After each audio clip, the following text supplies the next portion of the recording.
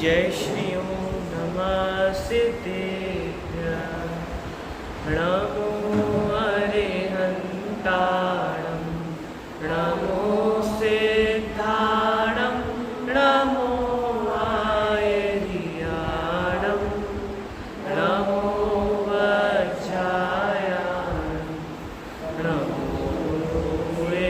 सवसामं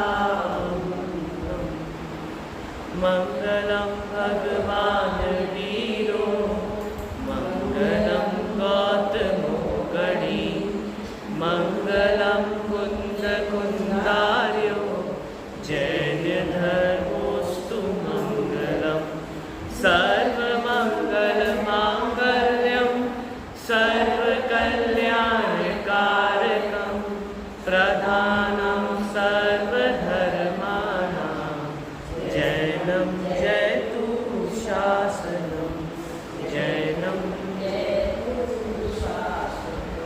मोक्षमार्गस्य नेतारं वेत्तारं कर्मभूभृतां ज्ञातारं विश्वतत्त्वानां वन्दे तद्गुणलब्धये देवागमनमोयान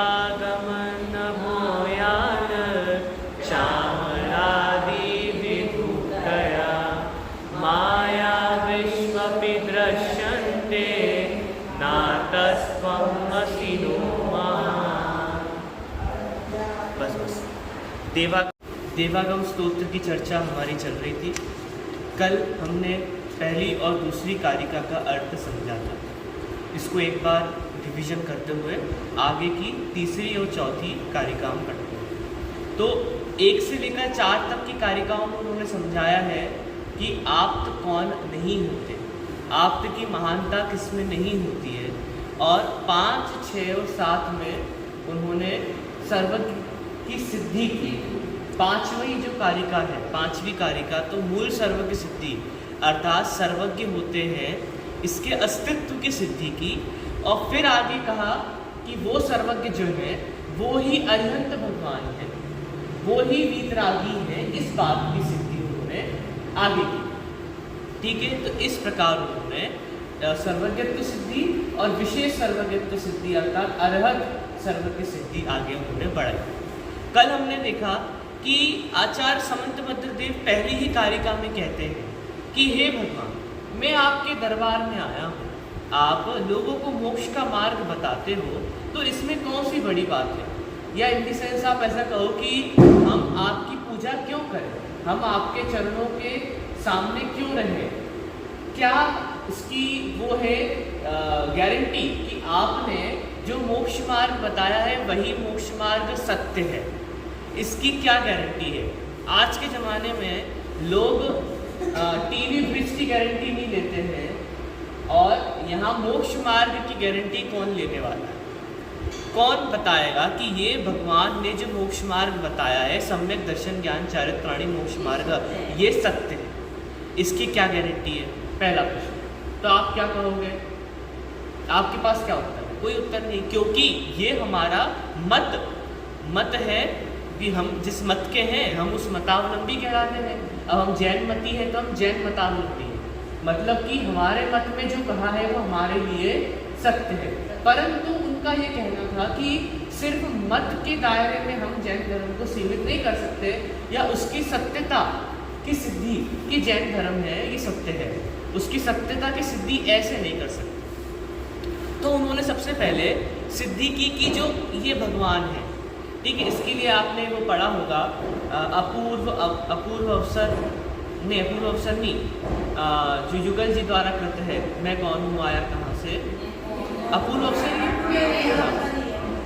अवसर नहीं, अमूल्य तत्व विचार। तो अमूल्य तत्व विचार में ये पंक्ति आती है, निर्दोष नर का वचन रे यह स्वानुभूति प्रसिद्ध है। इसका मतलब क्या है कि ये जो बात है, ऊपर की सारी बात जो हमने कही, जो हमने विचार किया, ये विचार किसका है? हमारा है, आपका है, किसका है? कि निर्दोष नर का वचन है। हम इनको क्यों पूजते हैं? क्योंकि ये निर्दोष है। ये हमारे और आपकी तरह कैसे नहीं है? रागी द्वेषी नहीं। क्योंकि अगर कोई रागी द्वेषी आकर के ये बात बताए तो वो क्या करे कि वो अपना भी कुछ स्वार्थ उसमें मिलाए। तो बिना स्वार्थ के कोई भी व्यक्ति आपको सही बात नहीं बता सकता, वो बताएगा तो कोई ना कोई उसमें अपनी मिलावटी बताएगा।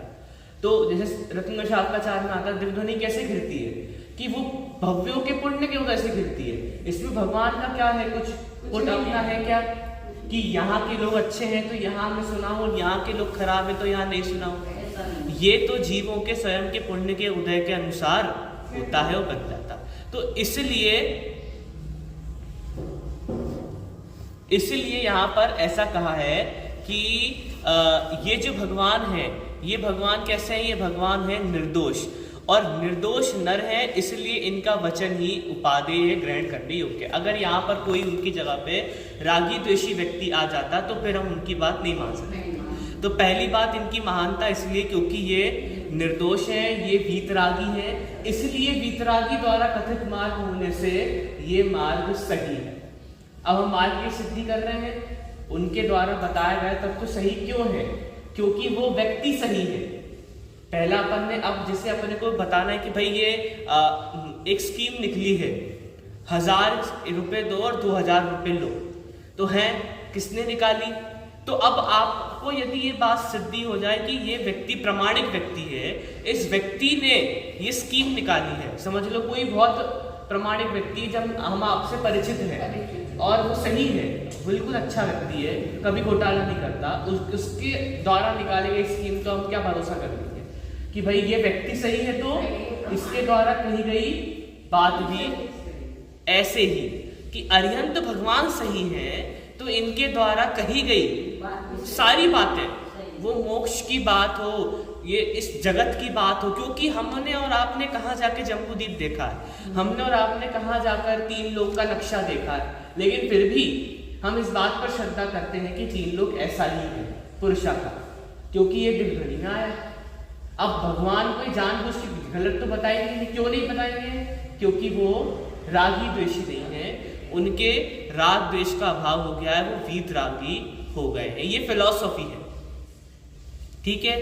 तो ये बात यहाँ समझने योग्य है। तो अब हमने पहले 2 छंदों में पढ़ा कि हे भगवान, आपके आगमन पर स्वर्ग से देव उतर के आते हैं आपके दर्शन करने, आपका बड़ा भारी सम्मिश्रण रचता है, और अंत में कि आप उड़ते हैं, हाँ आपका सम्मिश्रण रचता है, आप हवा में हो, आकाश गमन करते हो, और आपके 64 चमर आदि, अब आदि में अतिशय सारे लगा, तो इससे हम आपकी पूजा नहीं करते, क्योंकि ये तो मायावियों के भी दिखाई दे सकते हैं। रेवती रानी के टाइम पे उन्होंने असल में 25वें तीर्थंकर का सम्मिश्रण लगाया था, असल में, मतलब कि नकली सम्मिश्रण भी बनाया जा सकता है कि नहीं? हाँ, बनाया जा सकता है, नकली सम्मिश्रण भी बनाया जा सकता है। अब वो कौन से मुनिराज की कहानी है, नकली नगरी भी बनाई जा सकती है, आहार भी किए जा सकते हैं, हाँ, तो ऐसा भी हो सकता है। तो फिर हम आपको नमस्कार क्यों करें? इसमें नई बात क्या करें? अगर हमें चमत्कार को ही नमस्कार करना था, समझना, हमें यदि चमत्कार को ही नमस्कार करना था तो हम फिर वो वेंतर देवों को नमस्कार क्यों ना करें? वो तो और अच्छे अच्छे चमत्कार दिखाते हैं। अब मैंने कल बताई थी महावीर चालीसा की बात, अब सुनो चंद्र प्रभु चालीसा की बात। चंद्र प्रभु चालीसा में आता है कि पिंडी फटी दर्शन तुम पाया, समंत भद्र मुनिवर ने ध्याया, पिंडी फटी दर्शन तुम पाया, और कोई सी एक जगह है जहाँ चंद्र प्रभु भगवान का अतिशय है, कहाँ है? कि तिजारा, अच्छा, तो हाँ, तो उसके लिए पंक्ति लिखी उन्होंने, खुला सभी को प्रभु का द्वार है, चमत्कार को नमस्कार। ये 40वां पंक्ति है, खुला सभी को प्रभु का द्वार है, चमत्कार को नमस्कार। यदि चमत्कार को ही नमस्कार करना था तो फिर तो दिव्यंतर देव को ही कर लेते, उसमें अच्छा रहता और अच्छे चमत्कार दिखाते हैं। तो ये कहा कि ये तो मायावियों के भी दिखाई देते हैं, इससे क्या प्रयोजन। पहली पंक्ति हो गई, पहली कारिका हो गई। अब दूसरी कारिका में कहते हैं कि शरीर के अतिशय। अब वो अंतरंग हो बहिरंग हो, ये अतिशय भी देवों के दिखाई देते हैं। सुंदर कांतिमय शरीर, सुगंधित शरीर, और फिर एक टाइम पे कितने शरीर बना सकते हैं वो? एक टाइम पे कितने? अरे वो तो 170 तो एक उदाहरण स्वरूप कि भैया 170 जगह होते हैं, बना कितने? असंख्यात। एक टाइम पे असंख्यात शरीर भी बना सकते हैं। तो मतलब शारीरिक व्यवस्था, फिर वो जो 64 रिद्धियों में एक रिद्धि होती है हाथ को बड़ा करना, पैरों को बड़ा करना, तो ये काम भी देव कर सकते हैं। ये अब तो फिर उसमें आपकी महानता कैसी, उसमें आपकी महानता कैसी, समझ में आई बात। ये दो कारिका हमने पढ़ी। पहली कारिका में मायावियों के भी होता है और दूसरी कारिका में देवों के भी, स्वर्ग के देव, उसमें आपकी महानता नहीं। हमारी नजरों में महानता क्या है ये सिद्ध करना था, तो उन्होंने झाड़ू लगाई कि ये महानता नहीं है, चमत्कार महानता नहीं है, अतिशय महानता नहीं है, अष्ट प्रातिहार महानता नहीं है, केवल ज्ञान की अतिशय महानता नहीं है। फिर क्या महानता है? 3 गुण हैं उनके सिर, बस ये 3 गुण हैं जिनमें वो है सच्चे देव। ये 3 गुण नहीं हो और बाकी सारे एज इट इज लक्षण दिखाई देते हो तो भी वो ठीक है। अब अपन तीसरी कारिका पढ़ते। तीर्थकृत समयानां च परस्पर विरोधता सर्वेषाम् आप्तता नास्ति कश्चिदेत भवेत् गुरु। एक बार पढ़। दोषावरणयोर्हानि निःशेषातिशायनान् क्वचिद्यथा स्वहेतुभ्यो बहिरन्तर्मलक्ष्य। चौथी कारिका में हेतु दिया, अभी तक हेतु के बिना ही चर्चा चल रही थी। तीसरी कारिका में कह रहे हैं कि सर्वेषाम् आप्तता नास्ति कश्चित एव भवेत् गुरु। कि अब मार्केट में कितने आप्त हैं, कितने आप्त हैं मार्केट में?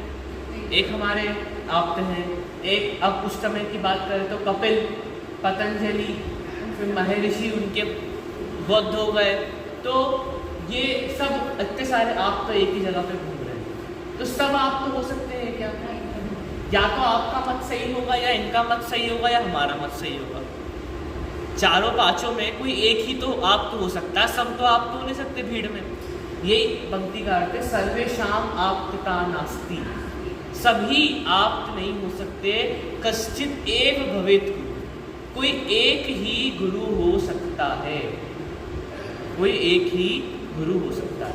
तीर्थकृत समयानां च, जो कि तीर्थ को करने वाले अलग अलग मतावलंबी हैं, तीर्थ को करते हैं और मत को करते हैं। अब तीर्थ मत मतलब क्या है कि एक मतावलंबी हो गए अलग अलग। समय मतलब क्या होता है? एक अर्थ होता है समय का मत, ठीक है, धर्म। तो एक समय मतावलंबी वाले हो गए, वो अपने अपने धर्म को आगे बढ़ाते हैं, अपने अपने तीर्थ। धर्म का मतलब, वो तीर्थ का मतलब हो गया उनका धर्म।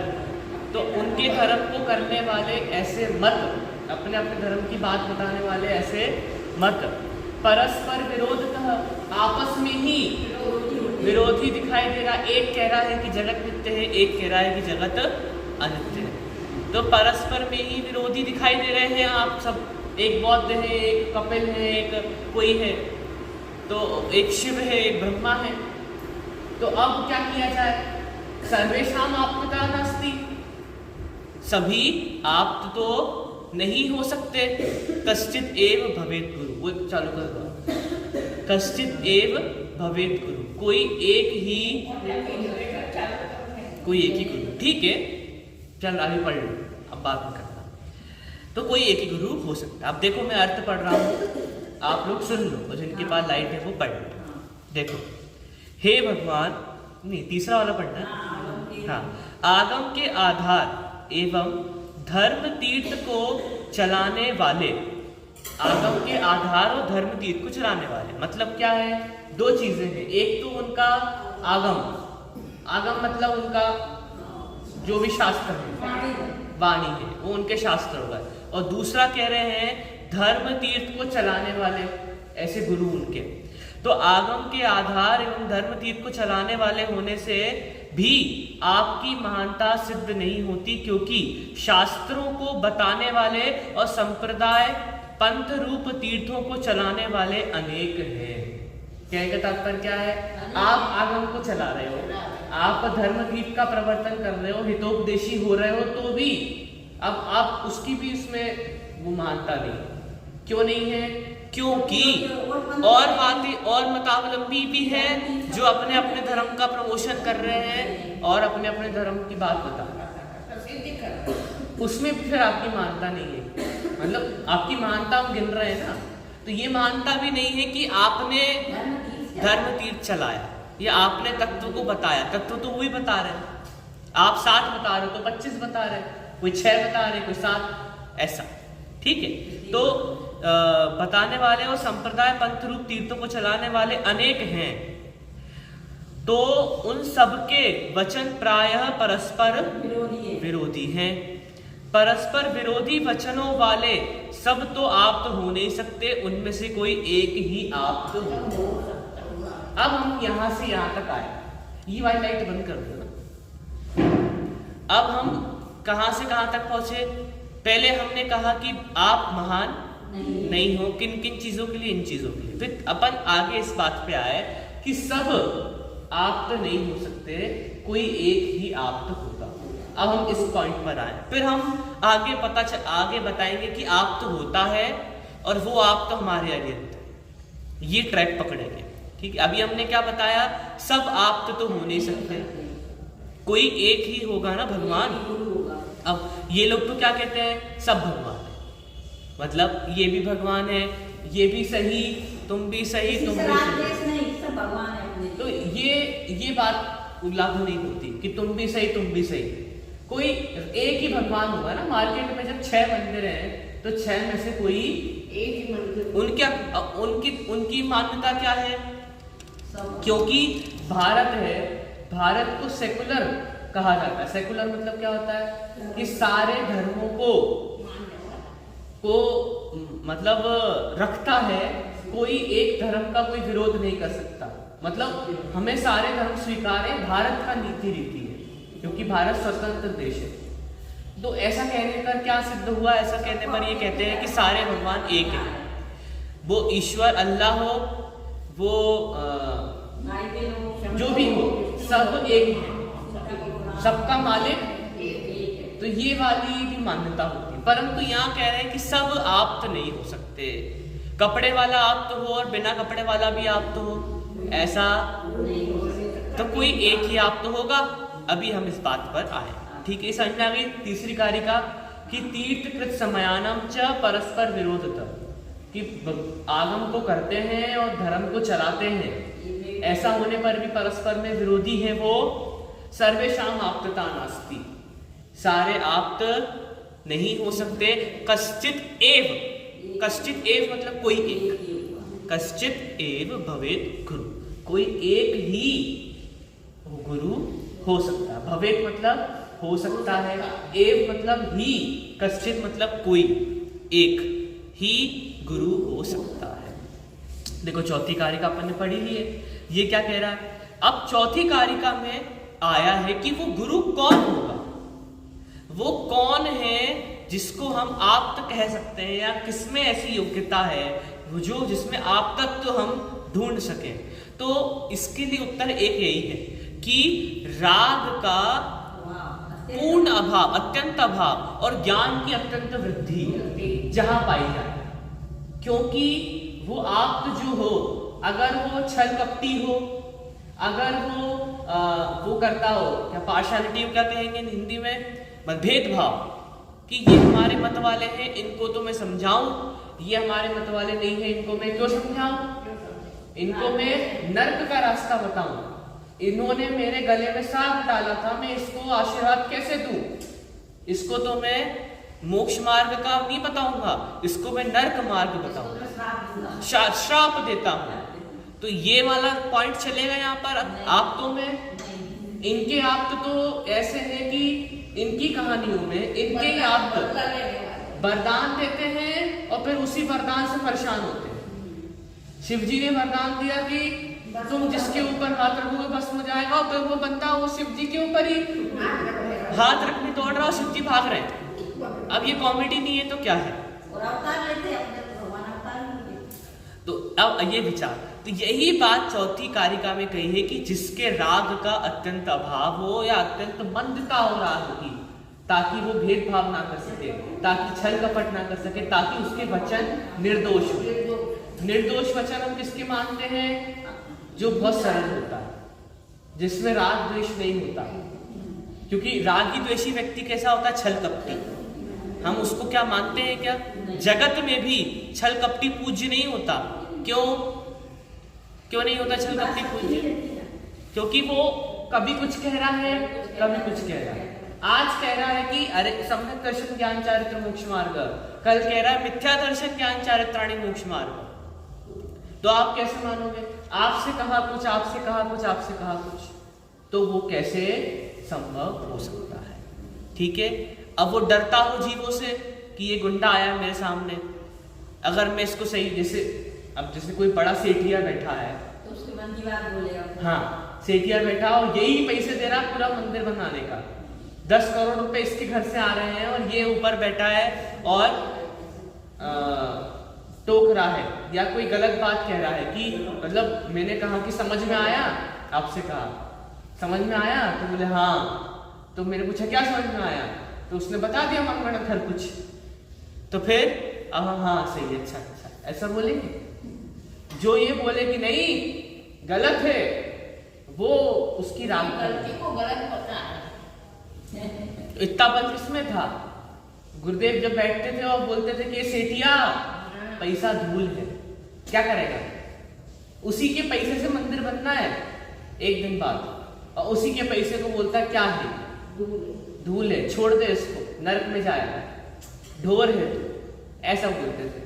तो ये कौन कह सकता है कि जिसको राग की मंदता हो, कोई द्वेषी आ जाए अपने द्वारे, कोई मतलब वो कहते हैं ना, कमेंट्री लिखने वाले आते थे कि ये क्या कहते हैं, इनकी हम कमेंट्री लिखेंगे, तो वो कमेंट्री लिखने वाले आए तो भी वही बात है, कोई बड़ा सेठ आए तो भी वही बात है, सीएम आ जाए तो भी वही बात है, और भिखारी बैठे तो वही बात, और ऐसे समझ शरण में भगवान के सांप बिच्छू हो तो भी वही बात है, और आरिका और छठवें सातवें गुणस्थान झूठने वाले गणधरों के लिए भी वही बात है।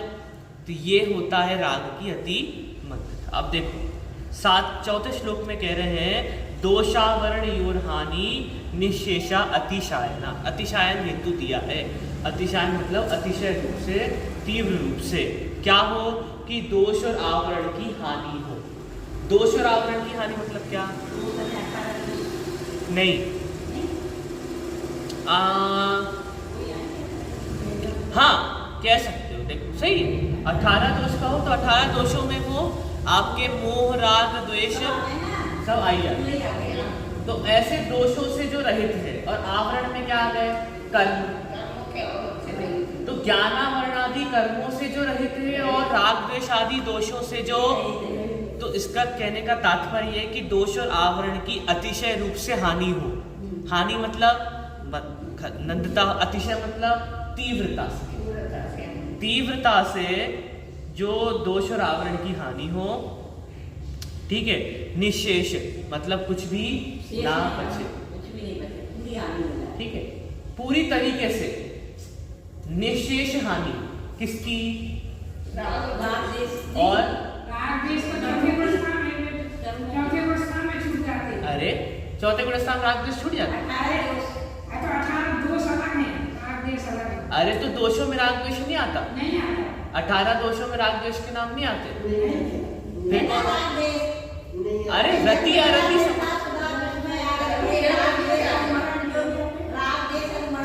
राग द्वेष कैसे नहीं आते? 18 दोषों में राग द्वेष आते। राग द्वेष भी है, छुता पिटासा भी है, रति अरति भी है, ऐसे, ठीक है। तो कहने का तात्पर्य है कि उनके निशेष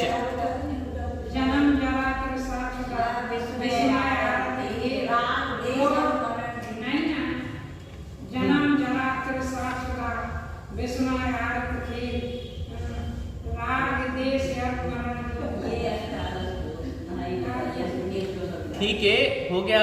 और कुछ करना है बोलो, और एक आध तो पाठ पढ़ लो जब तक। हो गए, पाठ पढ़ लिए? चलो, तो कहने का मतलब ये है कि ये उनके अतिशय रूप से अशेष हानि हो, निशेष हानि हो, मतलब कि कुछ ना बचे। कुछ ना बचे में आवरण सारे और दोष सारे। पहली पंक्ति में बता दिया कि वो आप तो कैसा होना चाहिए जिसके दोष और आवरण। क्या बोलोगे? जिसके दोष और आवरण। क्या है दोष और आवरण? दोष और आवरण क्या है? हाँ, आवरण हो गए 4 कर्म वाले घातियां, और दोष हो गए 18 दोष। तो ये जिसके मूल रूप से जिनका अभाव होता है वो आप्त की श्रेणी का। देखो, दोषावरण योहानि निशेषा अतिशायनात् क्वचित यथा स्वहेतुभ्यो बहिरंतरम लक्ष्य, कि अंतरंग और बाहर दोनों मल का जिसका क्षय हो गया है। अंतरंग और बाहर दोनों में ये मल, कौन से मल? ये दोष और आवरण सबका अभाव हो गया हो, वो आपकी श्रेणी में आएगा। अब देखो इसका हिंदी पढ़ो। देखो, हे भगवान, आपकी महानता तो वीतरागता और सर्वज्ञता के कारण ही है। वीतराग और सर्वज्ञता असंभव नहीं है। अब देखो, वीतरागता और सर्वज्ञता किन शब्दों से निकाला? बताओ। वीतरागता और सर्वज्ञता किन 2 शब्दों से निकाला है? यहाँ पर वीतरागता और सर्वज्ञता नहीं, इन यहाँ पर शब्द बताओ संस्कृत के।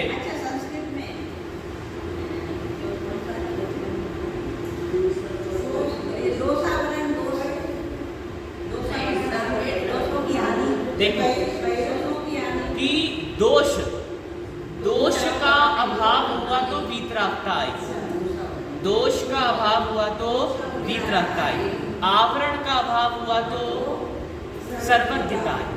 आवरण किस चीज का है? ज्ञान, ज्ञानावरण, दर्शनावरण। अंतराय का अभाव होता है, ज्ञानावरण, दर्शनावरण, अंतराय का अभाव होता है तो प्रकट होती सर्वज्ञता, और मोहिनी का अभाव होता है तो प्रकट होती है वीतरागता। तो दोष का अभाव होकर के प्रकट हुई वीतरागता, और 3 शेष कर्मों का अभाव हुआ जब प्रकट हुई सर्वज्ञता। तो यही कह रहे हैं, हे भगवान, आपकी महानता किस चीज में है? बस 2 चीज। अब भगवान की महानता मिल गई आपको, क्या में है? अब आप ये विचार करो कि ये साक्षात समोशरण लगा हुआ है कि नहीं है? यहाँ जो भगवान बैठे हैं, जिनको आप उठा करके रोज अभिषेक देखते हो, वो भगवान ये जो अभी बैठे हैं, ये सब जान रहे हैं कि नहीं जान रहे? ये केवल जानी है कि नहीं? इनकी दिव्यध्वनि खिल चुकी है कि ये क्या चल रहा? दिव्यध्वनि चल। आप ये मानो साक्षात अरिहंत परमेश्वरी हमारे सामने विराजमान, ये सब जानते हैं, इनके ज्ञान में सब झलक रहा है, फिर भी अपनी आत्मा में लीन है। ये और छोटे वाले भी सब है, सारे परमेष्टि कैसे हैं? वीतरागी और सर्वज्ञ। क्योंकि हम बाहर से देखते हैं तो वीतरागता रहते हैं, और आप ये तो देखो कि उनके तो वर्तमान में प्रकट अनंत चतुष्टय है। अभी वर्तमान में वे सिद्ध हैं, पर ये अनंत चतुष्टयवंत हैं। इनके सामने 100 इंद्र तो नहीं झुक रहे, पर हम तो झुक ही रहे। तो हमारे लिए तो ये साक्षात, और हमारे लिए क्यों? ये तो प्रतिष्ठित, और हाँ, वास्तविकता में भी आप कहो तो ये ही अरिहंत भगवान है। तो इनकी पूजा, इनकी भक्ति। अब आप सोचो, आपको किसी दिन मौका मिले समोशरण पे जाने का तो कैसा लगेगा? तो वो जैसा लग रहा है ना, वैसा अभी लगना चाहिए। और स्पेशल अहो अहो, तो अहो अहो अभी करो। क्यों? क्योंकि ये ही साक्षात समोशरण है भगवान का। ये बैठे वेदी में, ये अरिहंत भगवान ही है। ये बैठे हुए, तो हमें ऐसा विचार करना चाहिए कि हमें कब मौका मिले समोशरण जाने का, क्यों मौका मिले। हम नहीं चाह रहे क्या, हम तो डेली समोशरण में आते हैं, डेली साक्षात अरिहंत के दर्शन करते हैं, डेली उनका पाद प्रक्षालन देखते हैं, तो हमसे ज़्यादा भाग्यवान कौन होगा। और हमारे लिए तो भगवान का समोशरण प्रति दिवस है। जिस समय साक्षात समोशरण लगता था उस समय कुछ वर्ष के लिए समोशरण रहा और फिर और हमारे लिए तो हमेशा से है, कभी वहाँ था फिर यहाँ आया फिर यहाँ आ गया। तो कहने का तात्पर्य उतना ही बहुमान चित्त में यथावत बरकरार होना चाहिए। हम मूर्ति को देखते हैं लेकिन जड़ता के दर्शन करते हैं। आप मूर्ति को देख करके चेतनता के दर्शन करो, ये जानो कि भगवान के प्राण है, फिलहाल प्राण प्रतिष्ठा हुई है कि नहीं हुई है, तो अभी ये जीवित है कि नहीं है। बस यहाँ से वहाँ घूम भी सकते, बात अलग है, लेकिन जीवित है कि नहीं है। हमारी और आपकी तरह हम क्या मानते हैं, लेकिन जड़ मानते हैं। जड़ नहीं मानना, मूर्ति नहीं मानना, प्रतिष्ठित है तो ऐसे अरिहंत भगवान हमारे सामने साक्षात। और आप उनके चरणों में बैठो, अपने आप आपको दिव्य श्रवण मिलेगा। आपने जो समझा, आपने जो सुना, उसको उनके चरणों में बैठकर दोहराओ तो आपको लगेगा कि साक्षात अरिहंत भगवान हमसे कह रहे हैं कि हे प्राणी, कब तक उलझेगा संसार विकल्पों में, कितने भव बीत चुके संकल्प कर। तो ये भगवान हमसे खुद कह रहे हैं, ऐसा आप स्वीकार करो। तो ये यहाँ पर कह रहे हैं कि भगवान की महानता किस चीज़ में है, किस चीज़ में है, वीतरागता। और हम क्या ढूंढ रहे हैं, अलग अलग जगह, अलग अलग चीज़ें, अलग अलग आइटम्स नहीं, एक ही है वीतरागता। और इसलिए तो कहते हैं क्यों जाता गिरनार, क्यों जाता काशी, क्योंकि समोशरण के दर्शन करके जिसे लाभ होना था वो तो निज मंदिर में, मतलब स्वग्राम के मंदिर में आके ही अपना कल्याण कर लेता है, उसे जगत में भ्रमित होने की आवश्यकता नहीं पड़ती। भगवान का समोशरण और भगवान के प्राण प्रतिष्ठा तो सब में एक जैसी है। कौन सी ऐसी मूर्ति आपको दिखाई देगी जिसको देख करके आपको सम्यक दर्शन मिला है? मूर्ति को देख के सम्यक दर्शन नहीं होगा, चेतनता को देख के सम्यक दर्शन होगा। और वो चेतनता तो आप छोटे से छोटे भगवान के अवगाहना वाले शरीर में को भी, और बड़ी से बड़ी 56 फीट की या 108 फीट की मूर्ति को देख करके भी एक ही बात है, वीतरागता सर्वज्ञता एक जैसी, वीतरागता और सर्वज्ञता। तो ये हमें देखने दर्शन योग्य क्या है। हम दूर दूर जाते हैं, मंदिरों में जाते हैं, बहुत दूर से आते हैं लोग सिद्ध क्षेत्रों के दर्शन कर। दर्शन किस चीज़ के करते हैं? बहुत सुंदर मंदिर है, बहुत अच्छी मूर्ति है, लेकिन आप विचार करो, ठहरो, दर्शन करो और ये देखो कि जो भगवान साक्षात विराजमान है समोशरण में, वो भगवान ने अपना कल्याण कैसे किया, क्या है मार्ग, क्यों मैं दुखी हूँ, इस प्रकार विचार करो और उनकी सर्वज्ञता और वीतरागता के दर्शन करो तो लाभदायक। तो यही कह रहे हैं कि देखो, हिंदी पढ़ रहा हूँ, आपकी महानता तो वीतरागता और सर्वज्ञता के कारण ही है। वीतराग और सर्वज्ञता असंभव नहीं है, वीतरागता सर्वज्ञता असंभव नहीं है। मोह राग द्वेष आदि दोष और ज्ञानावरण आदि आवरणों का संपूर्ण अभाव संभव है, क्योंकि इनकी हानि क्रमशः होती देखी जाती है। तो आप जब अब जैसे जो मोक्ष मार्ग है उसमें चलते हुए कौन है, मोक्ष मार्ग के पथिक कौन है, मुनिराज है। तो मुनिराज के साक्षात दर्शन करने पर प्रकट उनके मोह राग द्वेष का अभाव दिखाई देता है कि नहीं देता है? देता है। तो हमें प्रत्यक्ष दिखाई देता भी है। तो इसका मतलब ये है कि मोह राग द्वेष की अत्यंत अभाव या अत्यंत हानि नहीं हो, ऐसा हो नहीं सकता, ये संभव है, हानि होना संभव है। जिस प्रकार लोक में अशुद्ध कनक पाषाण आदि में स्वहेतुओं से अर्थात अग्नि ताप आदि से अंतर्बाह मल का अभाव होकर स्वर्ण की शुद्धता होती देखी जाती है। अब आपको सोना खदान से मिला तो वो कैसा प्राप्त हुआ? कितना गंदा दिख रहा है वो सोना। और जो हमें सोना सुनार की दुकान पे सुंदर सुंदर हारों में दिखाई देता, क्या समान है? तो उसमें क्या क्या था, और फिर हमने उसकी जब 16 तापों की प्रक्रिया से उसकी कित्त कालिमा को हटाया तो पूर्ण शुद्धता प्रकट हुई कि नहीं हुई? ऐसे ही कर्म और दोष इनके साथ मलिन जीव जब सम्यक्त आदि 16 ताप समझो अपन कहो, सम्यक्त आदि तापों से गुजरता है, शुद्धात्मा का अनुभव करता है, त्रिकरण से गुजरता है परिणामों से, तो उसके कर्मों का अभाव हो जाता है, दोषों का अभाव हो जाता है, तो पूर्ण शुद्धता प्रकट हो जाती है। तो मतलब कि पूर्ण शुद्धता प्रकट हो सकती है। संभव है। ये संभव है, असंभव है। अभी असंभव नहीं है। क्या ऐसा हो कि कोई कहे है कि संभव ही नहीं है?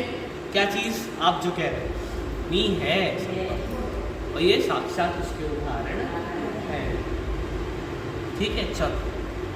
उसी प्रकार से दोपयोग रूपी अग्नि ध्यान अग्नि के ताप से किसी आत्मा के दोष आवरण की हानि होकर वीतराग का सर्वज्ञता प्रकट होना संभव है।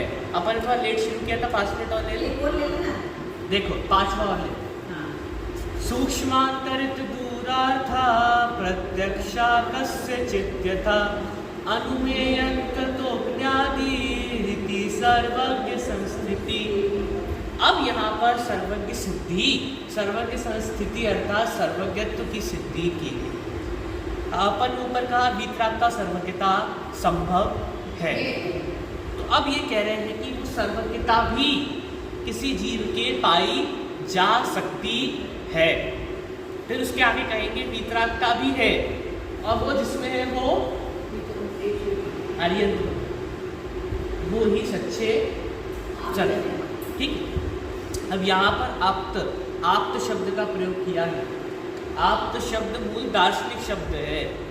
आप्त शब्द भगवान के अर्थ में नहीं लेकर के, आप्त मतलब इसकी परिभाषा आती है बहुत सुंदर संस्कृत में, यो यत्र अवंचिकः सह तृप्त सह तत्र आप्तः, कि जो जहाँ पर, जो जिस क्षेत्र में उत्कृष्ट है, बेस्ट है, जो जिस क्षेत्र में बेस्ट है वो उस क्षेत्र का आप्त है।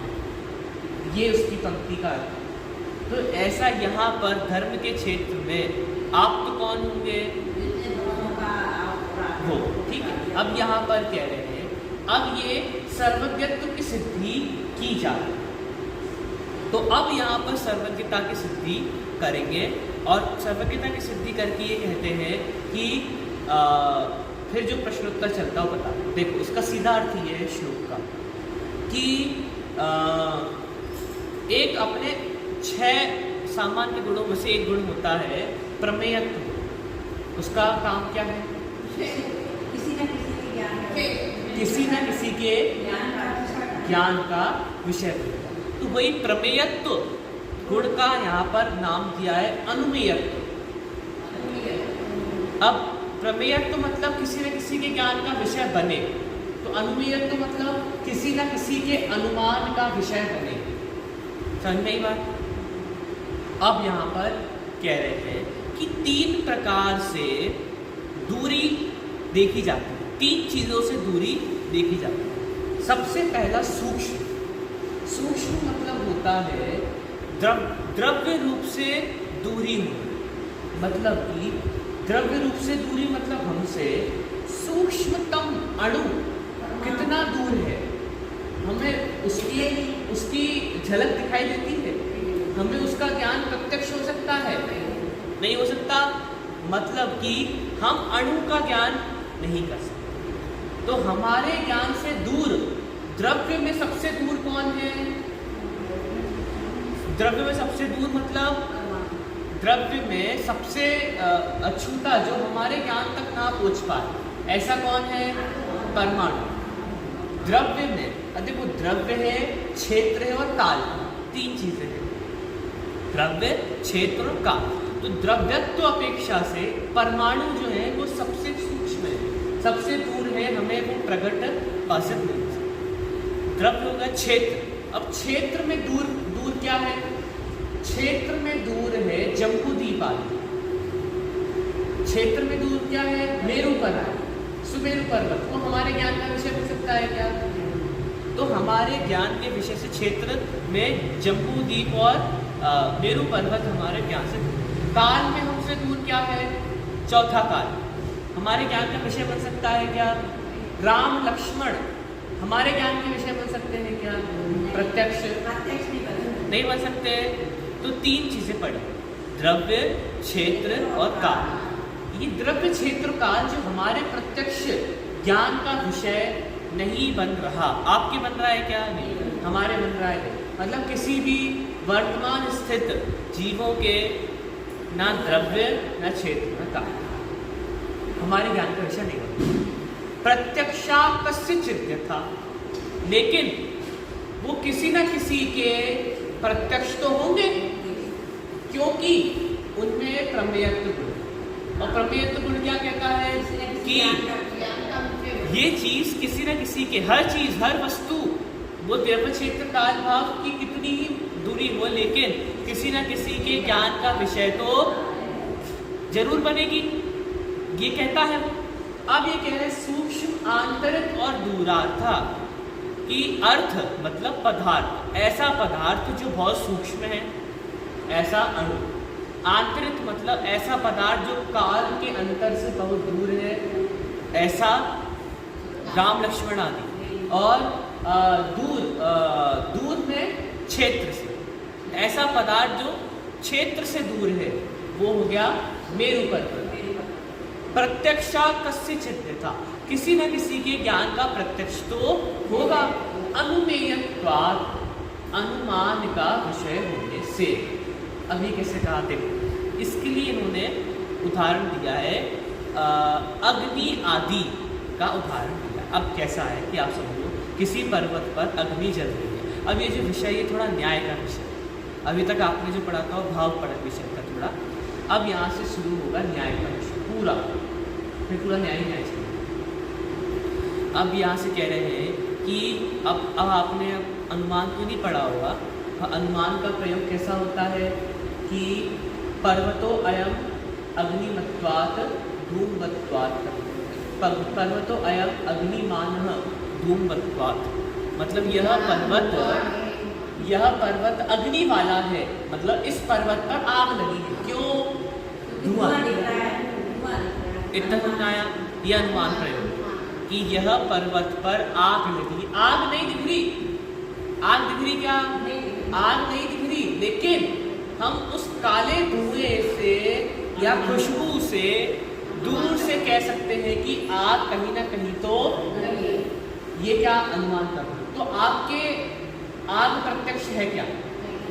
फिर भी आप कह सकते हो, कैसे? तो अब हमारे आग प्रत्यक्ष नहीं है, लेकिन जो व्यक्ति आग के पास खड़ा है उसके लिए आग प्रत्यक्ष है कि नहीं है? उसके सामने लगी। तो हमारा जो अनुमान का विषय है, हमारा अनुमान का विषय क्या? आग, वो किसी न किसी के ज्ञान का विषय, प्रत्यक्ष का विषय तो होगा। ऐसे ही हमारे अनुमान का विषय ये तीन जो हमारे समान ज्ञान में नहीं है, वो किसी न किसी के ज्ञान का प्रत्यक्ष तो एक कोई ना कोई व्यक्ति है जो सबको जानता है। और इसके बाद तर्क वितर्क हुए, कोई पूछा आप कैसे कह सकते हो, तो हमने कहा आप कैसे कह सकते हो। उसने कहा कि आप कैसे कह सकते हो कि आप तो हैं, सर्वज्ञ है जो सबको जानता है। तो उसने बोला आप कैसे कह सकते हो। हमने आपसे पूछा आप कैसे कह सकते हो कि सर्वज्ञ नहीं है। क्या आपने क्या तीनों लोक क्यों, मतलब हाँ, मतलब तीनों काल, क्या आपने तीनों काल और चारों गतियां देख ली?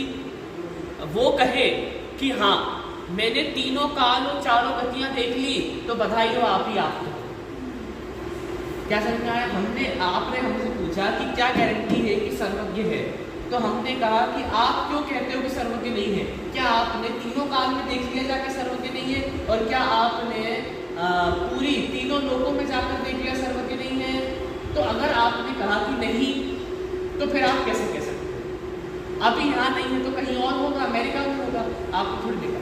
अच्छा, अगर आप कहो कि हाँ देख लिया, तो फिर आप ही सर्वज्ञ हो, क्योंकि आपने तीनों काल और तीनों लोक देखे, इसलिए आप ही सर्वज्ञ। इस प्रकार ये सामान्य सर्वज्ञ सिद्धि अपने ग्रंथों में क्या? हाँ, इसका हिंदी अर्थ। अच्छा, आप पढ़ लो, मैं तो बंद करें। परमाणु आदि सूक्ष्म, राम आदि अंतरिक्ष एवं मेरु आदि दूरवर्ती पदार्थ किसी के प्रत्यक्ष है, क्योंकि वे अनुमान से जाने जाते हैं। हाँ हाँ हाँ, बिल्कुल। परमाणु आदि सूक्ष्म, मैंने बताया हमारे ज्ञान से सूक्ष्म कौन है? परमाणु। फिर राम आदि आंतरिक, आंतरिक मतलब काल से। मेरु आदि दूरवर्ती मतलब क्षेत्र से। पदार्थ किसी के प्रत्यक्ष, क्योंकि वो अनुमान से पाए जाते हैं। ये इनका वाक्य है, पक्ष वाक्य है। अब इसका उदाहरण देखो, इसकी व्याप्ति ऐसी घटा रही है कि जो जो अनुमान से जाने जाते हैं वे किसी न किसी के प्रत्यक्ष भी होते हैं। ये व्याप्ति है उनकी, ठीक है। कि जो जो अनुमान से जाना जा रहा है, कैसे? कि अग्नि की तरह, पर्वत पर अग्नि की तरह। उदाहरण जैसे दूरस्थ अग्नि का हम धूम देखकर अनुमान कर लेते हैं, उसको कोई प्रत्यक्ष भी जानता है जो उस पर्वत पर रह रहा है, देखना। तो जैसे अब हमारे घर के पास समझ लो आग होगी, तो आपने तालने से देखा कि धुआं उठ रहा है, तो आपको लगा कहीं ना कहीं तो आग होगी, तो आपका अनुमान का विषय है। पर हमारा तो प्रत्यक्ष का विषय है, हम देख रहे हैं कि पास में आग लगी है।